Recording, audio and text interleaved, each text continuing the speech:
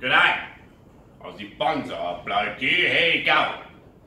Today, I'm going to be working on my silver birch, giving it a bit of a spring prune, getting rid of the wire. Some of the wire that I had on there, I've got to cut the wire off.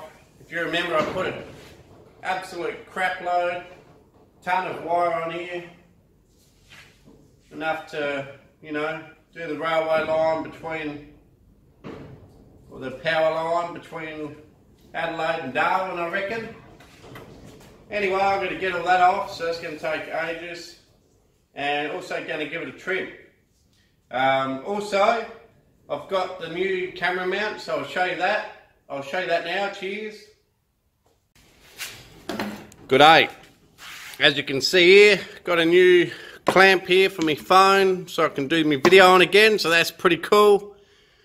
Took a week and a half, 2 weeks to come in, hence why I haven't done any videos. Anyway, so that just does up on the bottom here, and then this here does up, clamps your phone. So I'll put the phone in there and we'll get to it. Cheers.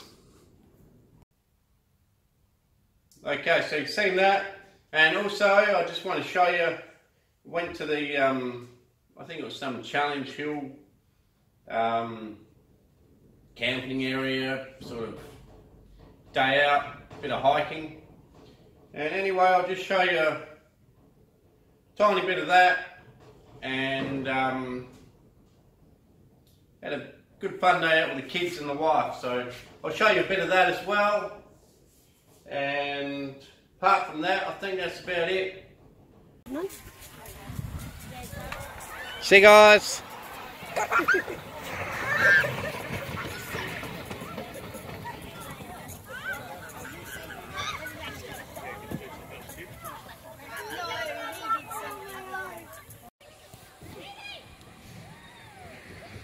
Ready? Yeah. Please hold it down into the back then. That one here. And that one there.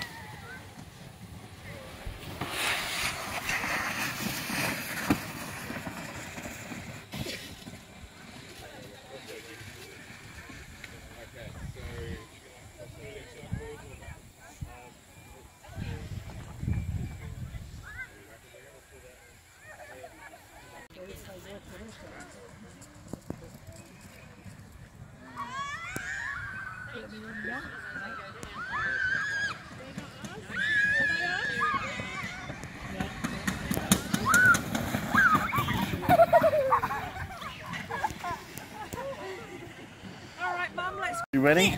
Yeah, there we go. Alright, now you want to spin? Yeah. Big spin, I reckon. You ready? Yeah. Yep.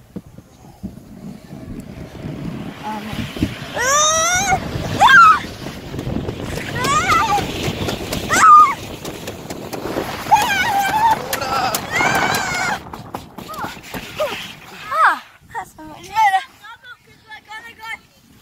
You're going with me now. Yeah, and then we do single. That was fun. Excuse me.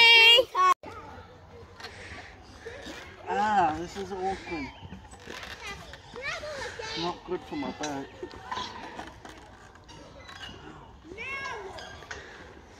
Oh, stuck in the balls again, look.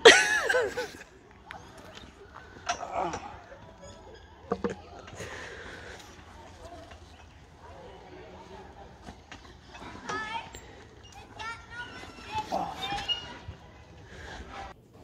Oh yeah, Ella. And another one, I had a bit of a go on a little motorbike. Just getting it going for the kids, so I'll show you that too. And then we'll get back to this tree after all that. No worries, cheers.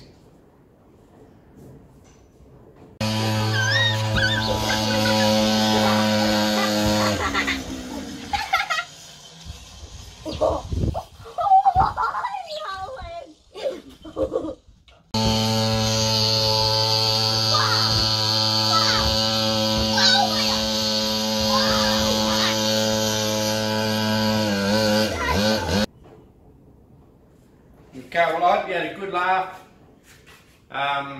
So we'll get back to this tree got me turntable here. That's from Adrian Eglinton. Spinning Tree Turntables. Look him up on Facebook. Buy some. Really good turntables. Just keep spinning all day. He also made that sign for me, so that's pretty cool. You guys have been watching for a while will know all that, but any new guys won't. Or girls. Anyway, so what we're going to do here is we're just going to get in here and trim it back. The spring growth has grown out, you know, well, anywhere from 6 to 8 nodes long, which is pretty much what I say. You let it grow 6 or 8 nodes long, cut it back hard, back to 1 or 2 nodes, let it shoot again, and then repeat the process. When the shoots get long enough again, repeat again. If there's any areas that you want it to grow a bit more, then just, you know, leave them a bit longer, or don't cut them back, whatever, you know, just to let them fill in and grow and get a bit stronger in that area. But for the most part, this tree is pretty even, so for the most part, it's all going to get a trim, the whole lot. Yeah, that's pretty much it. So let's get into it. I'll bring you up a bit closer, have a look. But as you can see, for the silver birch, it's really grown, really vigorous. I'll give you a little spin. Just amazing how much growth this is put on in probably only, I don't know, it's probably only been shot for about 3 weeks, I reckon, maybe 4, probably 4 weeks. And that's the amount of growth that it's got. So as you can see, very vigorous, really good trees for bonsai. And also, as I thought would happen, a lot of the interior shoots have shot out a leaf or 2, so some of the weaker interior buds, I'm not going to be cutting anything back in there. I'm only going to be cutting back the stronger ones. But I'll probably keep you live for the whole trim back. And if you don't want to see that, just fast forward. But I'll probably keep you live for it because it probably won't take that long, probably a quarter of an hour or something, cut it all back. And then I'll remove the wire after that. I'll show you the wire after I've cut it back. And just show you sort of how long you leave the wire on for before you take it off. You can see here we got the legs have rolled over because there's a big caterpillar in here. Yep. These guys are an absolute pain in the ass. Okay, so he's run away from me. Didn't like me. I gave him a bit of a squish there. It's good. It's the only thing good for those bastards. So I'm pretty sure that's the light brown apple moth. They curl up your leaves. They get in there. Take all the tips out. Generally not so bad in the bonsai, but I'll tell you what, out in the paddock where I got all the Australian native trees growing, they get in almost every tip out there and almost defoliate the trees. So the trees, every time they grow, they start looking good. These bloody apple moths get in there, so I reckon it's time I spray the bastards, I reckon. Either they leave me alone or they're going to die. That's it. Just going to have to get rid of them. Anyway, let's get into pruning this tree. I'll just bring you a bit closer so you can have a good look.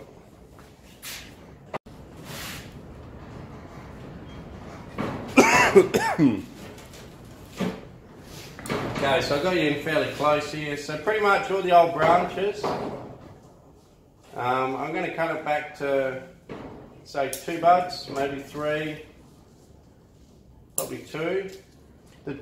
When I say buds, I mean internodes. The internodes are probably 2 are only that long, less than your little fingernail. Very close. Some aren't. There's one here that's not. 2 is out here, which is probably nearly an inch, not quite. But this one up the top here, I went 2, and that's probably only half a centimetre. So we'll just go around the tree and do that everywhere. And then there's sections like this that have died back, so we'll get rid of that. Get rid of the dead bits. When I unwire it, I'll get rid of these dead knobs here. Okay. We've just got to go through this whole tree and do this over the whole thing. Cut back to two shoots from any location. These aren't too bad for that because they are alternate leaves, or alternate buds I should say, or internodes. The alternate internodes you don't tend to get the 3 or 4 shoots from one location. That's more to do with like your olives and your pines and stuff like that seem to do that, or even your elms, where they just cluster up in one area, whereas these birches don't seem to do that too bad. Seem pretty good, so we'll just try and quickly cut it back. Two buds each spot. I could fast forward, to where I finish this, but some of you might like to see, and I might have something to talk about in the middle of it all. We don't know. At the moment I'm sort of just rambling a bit, but we'll be right. Get in there, get it done. Keep cutting them back quite short. Now this way, by doing this, any interior buds that are thinking about shooting or have got a really weak shoot, they'll probably now push out, because they'll probably have more energy to push out than the ones that I've cut back. Because the ones that I've cut back, the buds are going to have to reform, well not reform, but swell up and push out, whereas the inner buds are already swollen, waiting to go, but just haven't popped because the outside growth has taken over. So hopefully this will allow some of the interior buds to push out more. As you can see, the tree's got a lot of vigour, so there's every chance it will. Some of them have, some of them have pushed out already, but not all.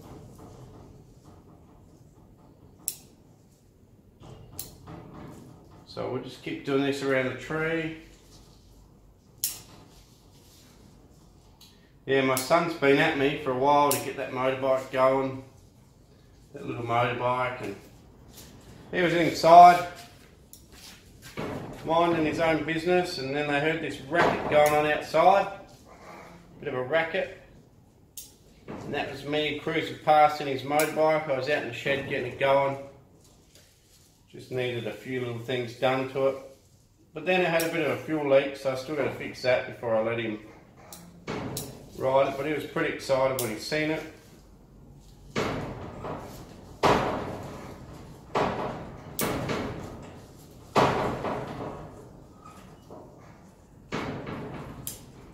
Just keep cutting back here.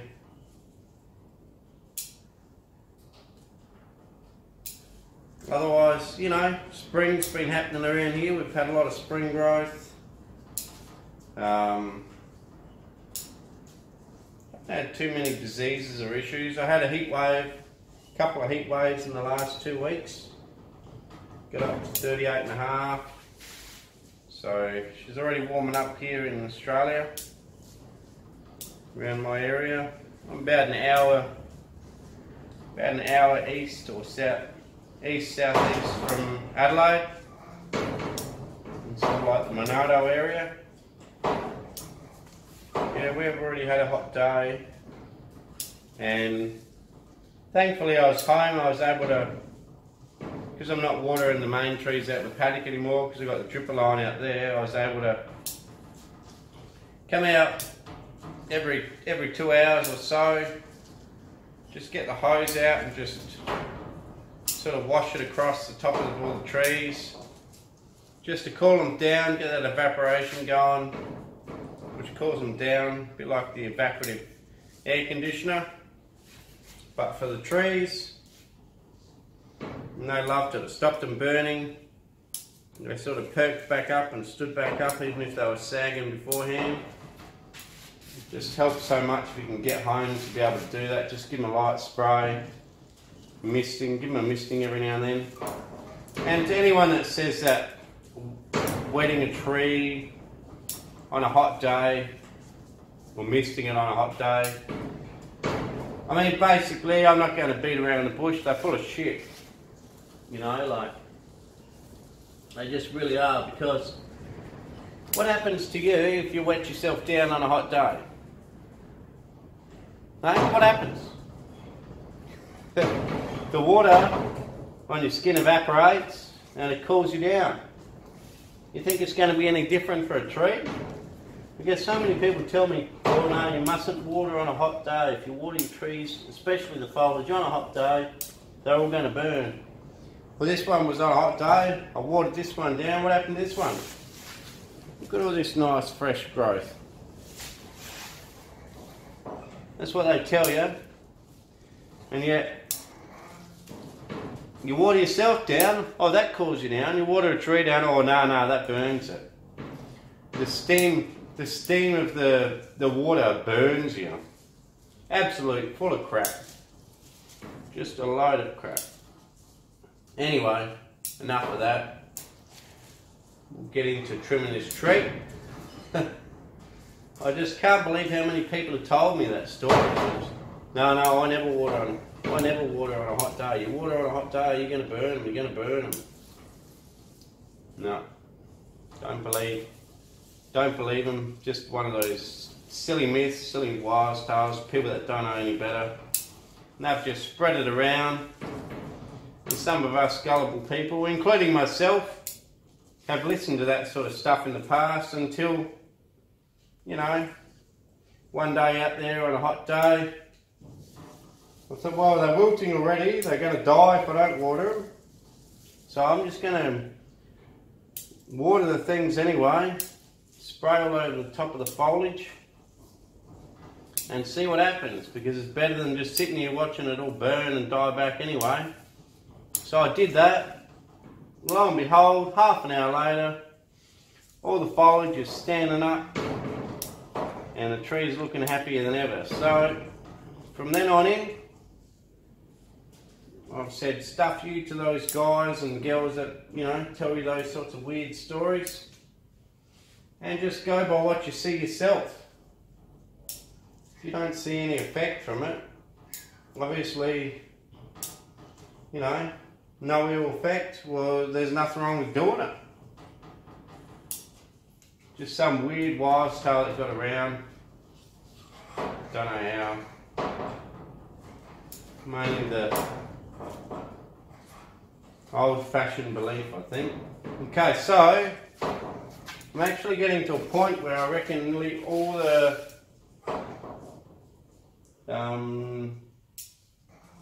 little branches have been cut back. This should even out the growth of the tree pretty well. So now some of those inner buds will shoot, some of the weaker ones will catch up to the stronger ones. Because you've pushed the stronger ones back, the weaker ones will shoot out. And that's pretty much it, you know, like, what I ramble on about 10 minutes. And I have to be honest, there was nowhere on this tree.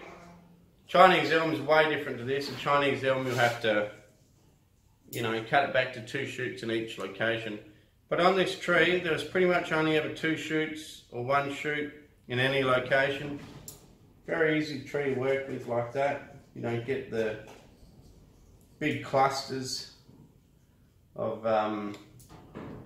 branches everywhere. You just get, you know, 2 or even 1 from each location, and that's it. So if you wanted to now, you could knock off some of these leaves to let the light into these inferior branches a bit more. But you know, to be honest, the summer here is that harsh. What will happen is it will let too much heat in there and you could end up burning it, burning twigs, burning the trunk. You're better off keeping as much shade on the base of the tree as you can, which helps with drying out. It's a bit like having shade cloths. You have a good canopy on your tree, you'll actually keep the soil a lot more moist. You defoliate it now and you have a heat wave. That sun is directly on your soil, directly on your pot. In this case it's only a plastic pot, but directly on your soil, directly on your pot, and it will dry it out at least twice as quick as if you keep a nice canopy on. If you defoliate this now, you get a heat wave, like I said, the pot will dry out ultra quick, and you risk actually getting sunburn on some of your twigs and branches, because some of your trees do get sunburn if they get too hot. Especially apple trees. Apple trees are bad for it. Out in the orchards, apple orchards, they actually paint the bark on the western side to help with the sunburn. So that's all the foliage taken off. You see that? Here's the apex up here. So it's got a shoot out. I think eventually I'm going to let the tree get a bit higher, because if you have a look in nature, silver birches are actually a fairly high for the size of the trunk, and I think this tree is probably a little bit too squat, so I'm probably going to allow this tree to get higher and let these shoots keep going up and up over the years, even if it takes a few years. Just let it get higher.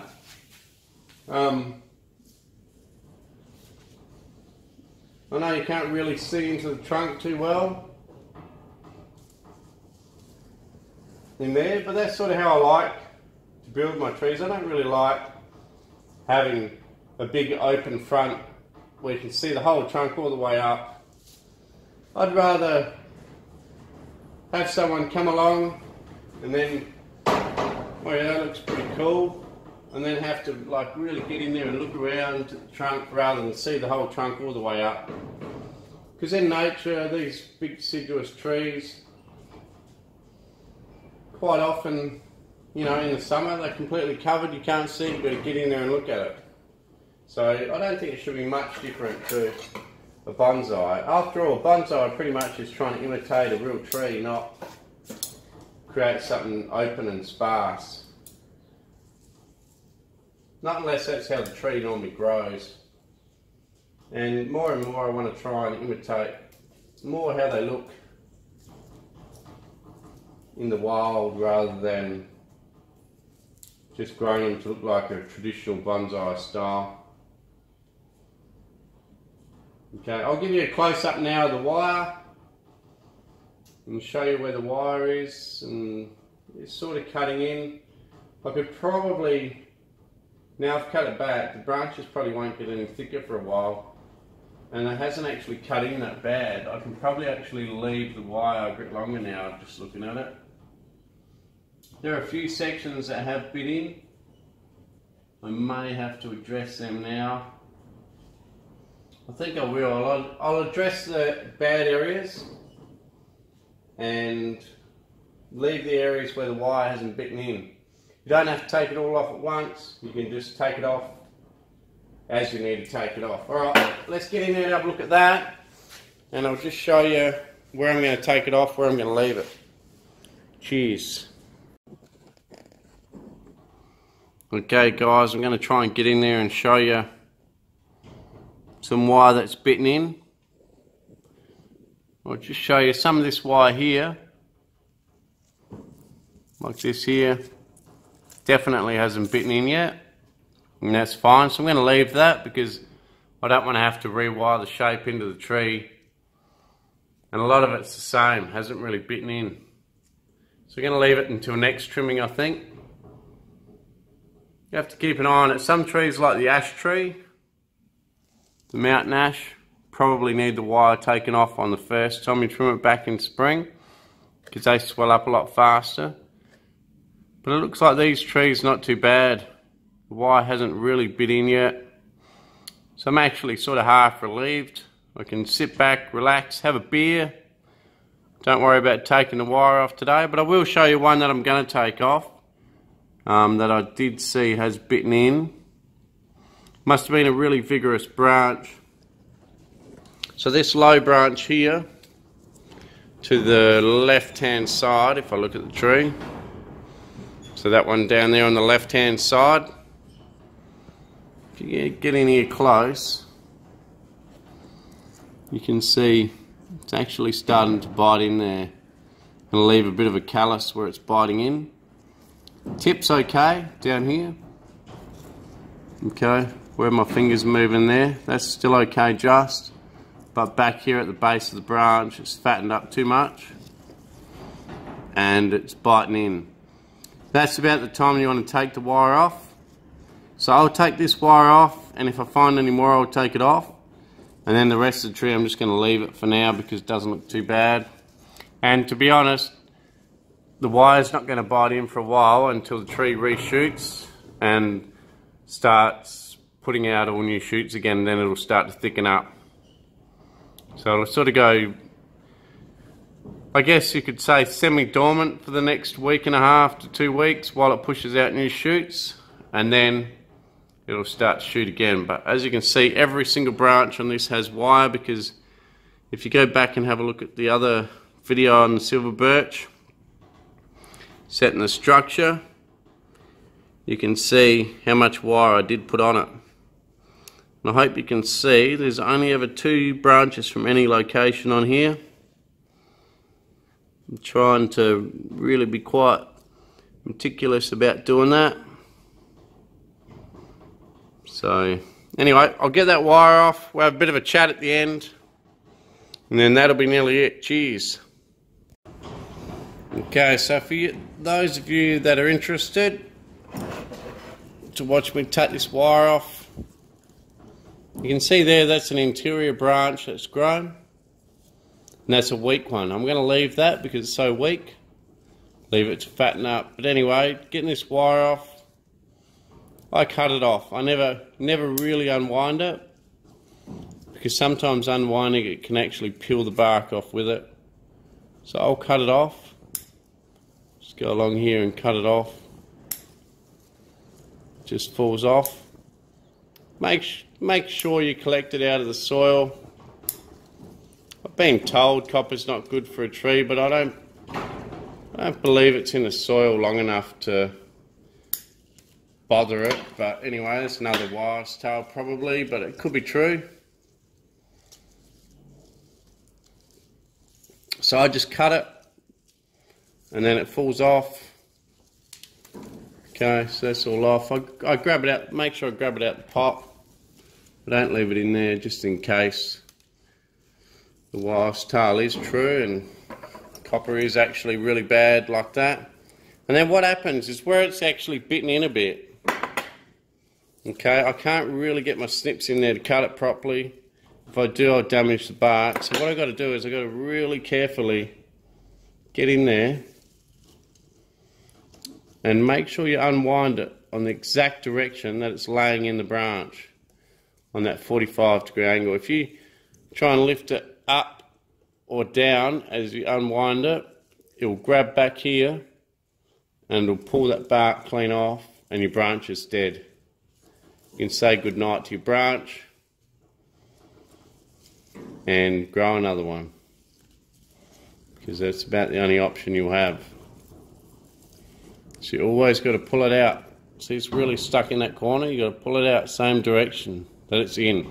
If I was too far down or too far up when I tried to pull on that, would have pulled the bark with it 100%. So just always be pretty careful about how you do that. Okay, so that's off of that branch.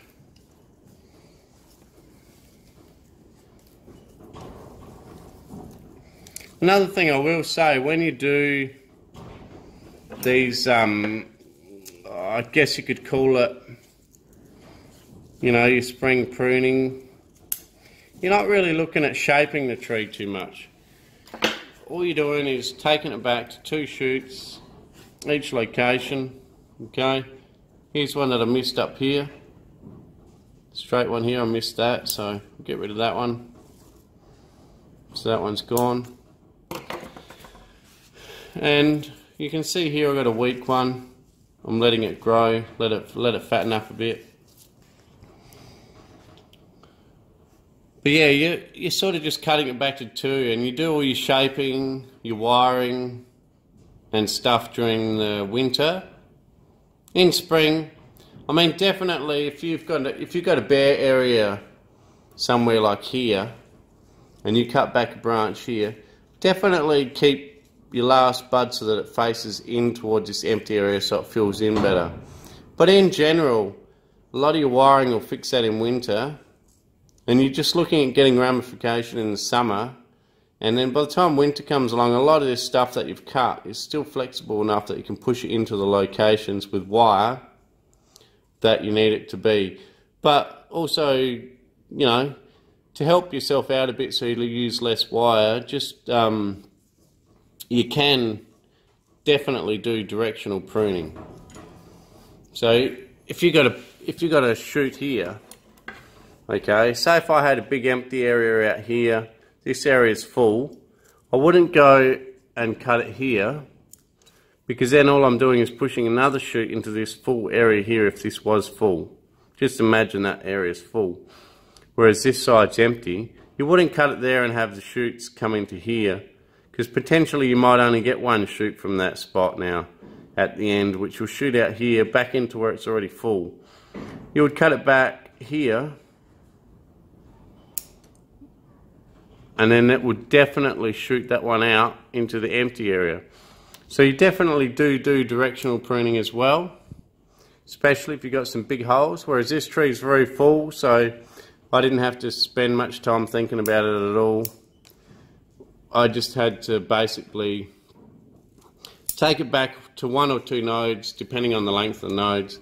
On the really short nodes, I took it back to 2 nodes, because the first node was literally like that short, almost too short. Second node was out here, I took it back to 2. But the ones that elongated really quick, first node was in here, second node was right out here, I cut it back to 1 node. And there's normally always a basal bud that will shoot plus the node that you cut it to. So you'll still get that branch division of 2, most probably, especially if you keep fertilizer up. And yeah, that's about it. So I pretty much finished this tree now.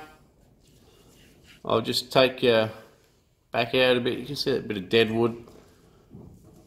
It's all hollow in there and getting rotten.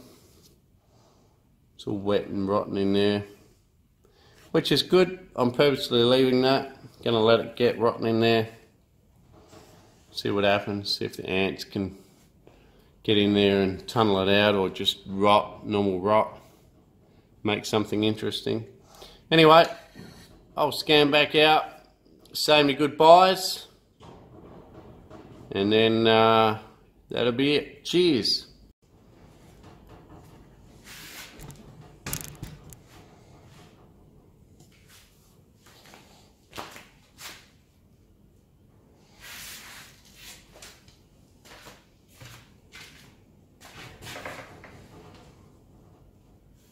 Okay, no worries, so we've got it trimmed up. We only took 1 piece of wire off, the rest of the wire is fine, so may as well leave it on a bit longer, make sure it does the job it's meant to do.